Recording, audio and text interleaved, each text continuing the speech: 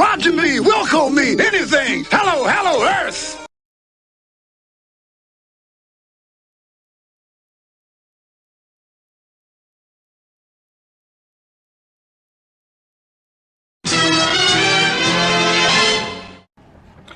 Hello guys and gals, and welcome to another episode of Ginger Toy Mentor.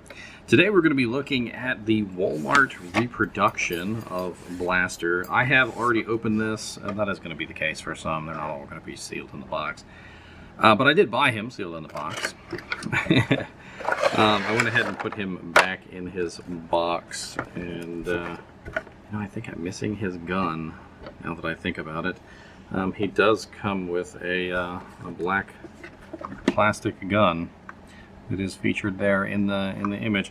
I'm not exactly sure where I put it. It's not really that super important, to be honest. Inside of him is also a cassette, which he does not have. The cassette is actually the original Rhino, and the original Rhino is pretty cool. This is the one that's, like really old. My brother gave this to me. He's a pretty avid collector of Transformers as well. We may eventually go over some of his collection when I start to run out of my collection, because his collection is far larger than mine is. That's the Rhino. Of course, that's not what this video is about, but he does fit in there, which is pretty cool. So if you do want to put like one of the original cassettes inside of Blaster, it does in fact work. And on top of that, you can also still press the eject button to make him pop out. He fits in there pretty well. Looks pretty snug in there, to be honest. Now, he does come completely transformed, and in his Boombox mode. And I've also noticed that on the back, because he is using the original molds, it actually does say Hasbro 1984. The only thing that is different, as far as I understand it, between the original and this one, is you notice here that this is blanked out. So that being blanked out is the indication that this is the reproduction model. But the silly thing is that it's just this one plate. I mean, say you had like a busted up Blaster or something, right? You could very easily take these screws out right here, remove this plate, put the new Blaster, or the old plate on the new Blaster, and now you have a basically almost identical to the old Blaster with the correct plate on the back, which would indicate that he is not a reproduction. We also have an ingrained number here on the back. I'm not sure if you guys can see this. Ingrained right here. It does say 02341, and that is actually like kind of carved into the plastic, whereas the rest of the like copyright stuff is raised from the surface. The 02341 is actually carved into the plastic. And then of course we have the other numbers on the back, number E7833 and then V-2976B. Not sure what those mean. Now he does of course transform, but I would like to get him in a fashion shot of his Blaster mode, his Boombox mode, before we go into transforming him. He does come with an instruction manual, which looks pretty cool. Looks almost like the originals, and goes over his transformation process. Blaster's transformation process was never really that complicated. I mean, for the most part, all you do is just pull down his legs, pull his arms out, pull his fists out, twist his head around, and bam, he's transformed. I do have a comparison that I can do for this, and we'll play around with that comparison in the next part of this video. For the newer Blaster that just came out, we're going to look at the old Blaster versus the new Blaster. Why not?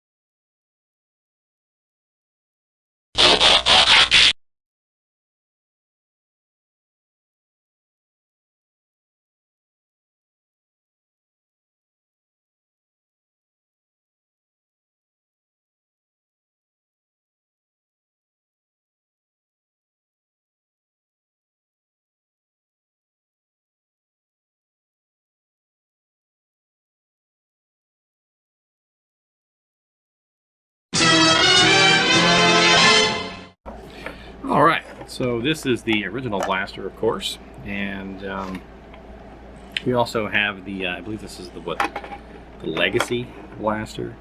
And as you can see, there's definitely a size difference between the two. Legacy blaster is, of course, smaller.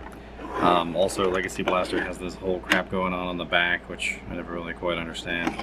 The whole, like, it looks good from the front, but terrible from the back, whereas blaster actually kind of looks like an actual boombox from the back.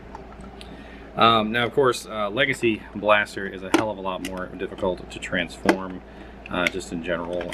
It's certainly not a quick process like it is with regular blaster. You've got to pull his legs down. You've got to flip around his entire torso. I mean, after you flip around his torso, you've got to close up his legs, which is a little bit of a pain in the butt because there's like some catching pieces that don't really quite want to like behave. You can easily damage them if you don't do it properly. Then you gotta pull up and attach his little doodads. He even has these little things on his feet which have to be flipped around to make them match, kind of like the same thing that's going on with our buddy. And then his hands have like multiple joints going on. The other interesting thing, which is a big difference between our original and the Legacy, is that the head actually hides away completely on the Legacy version versus the original. Of course, he does have the gun, which I am missing on the blaster that I have. But he does come with a tape, which is interesting, whereas our other boy does not. Unfortunately, though, his entire button rack is the eject button, whereas on our original, we only have one button, which is the eject button. And, of course, it's much easier to hit just one eject button. He also has multiple buttons, kind of like where you can, like, play, like fast forward, eject, a lot more intricate as far as the buttons are concerned. And much easier to transform. I mean, for original blaster, you pretty much just pull this piece right here, you fold down his legs, you lock the two pieces here and here, and he's a tall boy. I mean, compared to the original, oh god, he wasn't quite set up there. I was trying to set him up so that he could stand. Of course, I don't have his feet out yet, but you got to pull down his feet. And then, of course, you lift up his head, twist it around there, and not really sure if you're supposed to leave that out. That doesn't look right. It's probably like this, right? And then you pull his fists out, pull his arms out, and yeah, he's looking pretty sweet. Of course, I do think that the Legacy one looks a little bit cooler, but he's way smaller. I mean, just like way smaller. I have actually heard of some people going through the process of taking the old blaster apart and installing like little speakers and a little radio transmitter inside of him, so he actually turns into a radio. In fact, the original Shockwave was actually sold in our. There was a Radio Shack version that actually had the radio built into it, which was pretty cool. And honestly, all in all, I really enjoy having the original blaster, even though he didn't come with a cassette tape, which is a little disappointing, because that's one of his coolest features. Like, I feel like they really missed the boat on this, because quite honestly, the cassette tapes, I think, were the coolest part of blaster, and having those cassette tapes that transformed into various creatures like rhinos and friggin' like, you know, human type robots and stuff like that. You know, that was the cool thing. And I think they kind of missed the boat by not including at least one cassette with him. And that's why I have the Rhino in there.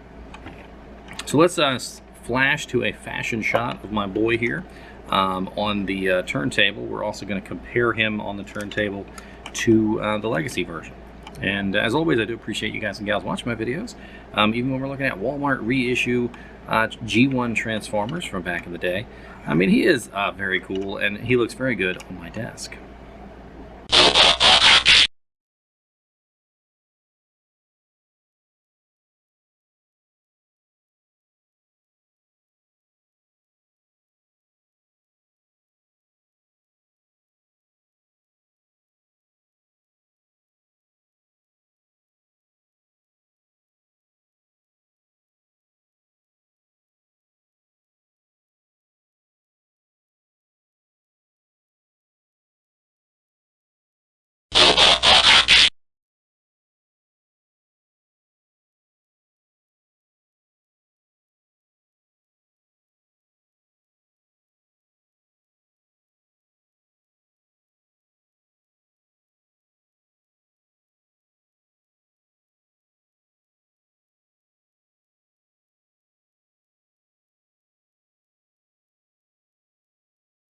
Roger me, Wilco me, anything. Hello, hello, Earth.